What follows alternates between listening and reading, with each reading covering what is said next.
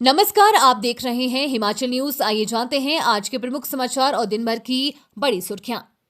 हिमाचल में रातें हुई और ठंडी, 4 स्थानों पर न्यूनतम पारा माइनस में जाने पूर्वानुमान। हिमाचल प्रदेश में न्यूनतम पारा गिरने से रातें और ठंडी हो गई है।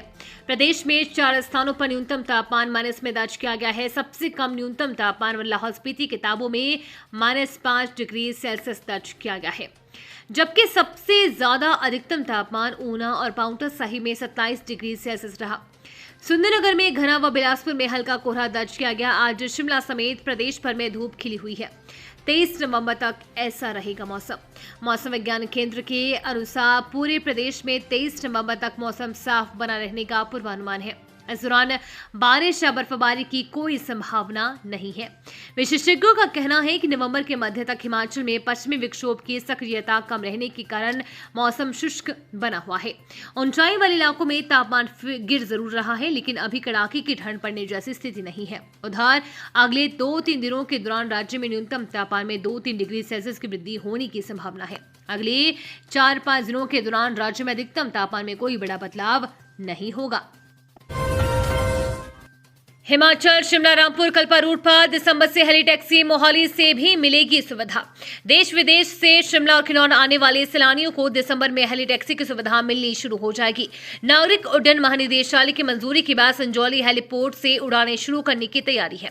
मोहाली शिमला रामपुर कल्पा रूट पर हवाई उड़ानें शुरू होने के बाद चंडीगढ़ मोहाली से आने वाले सैलानी कम समय में सुविधाजनक तरीके से शिमला और किन्नौर के पर्यटन स्थलों तक पहुंच सकेंगे।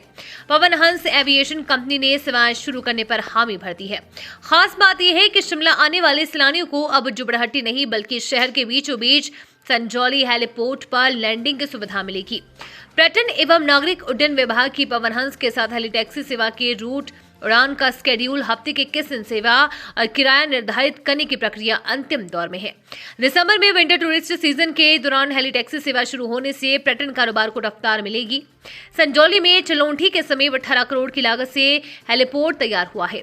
इसका उद्घाटन जनवरी 2022 में किया जा चुका है। यहाँ 50 वाहनों के लिए पार्किंग सुविधा है।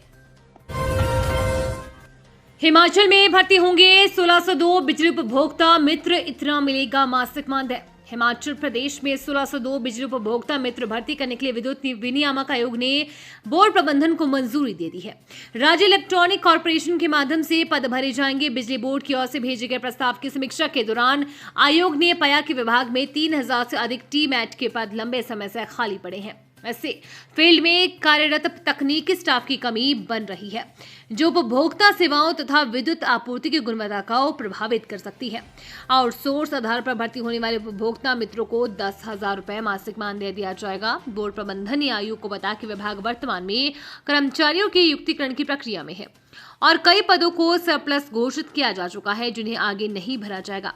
ऐसे में उपभोक्ताओं को समयबद्ध सेवाएं प्रदान करने, आपूर्ति की विश्वसनीयता बढ़ाने तथा सेवा दायित्वों को पूरा करने के लिए उपभोक्ता मित्रों की आवश्यकता बताई गई।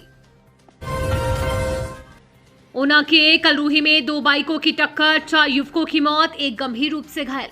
हिमाचल प्रदेश के ऊना जिले की कलरूही में 2 बाइकों की टक्कर से 4 युवकों की मौत हो गई है। हादसे में गंभीर रूप से घायल है।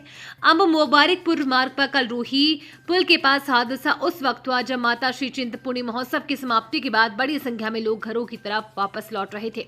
जानकारी के अनुसार रविवार रात के लगभग 10:30 बजे के बाद कलरूही पुल के पास 2-3 बाइक आपस में टकरा गए।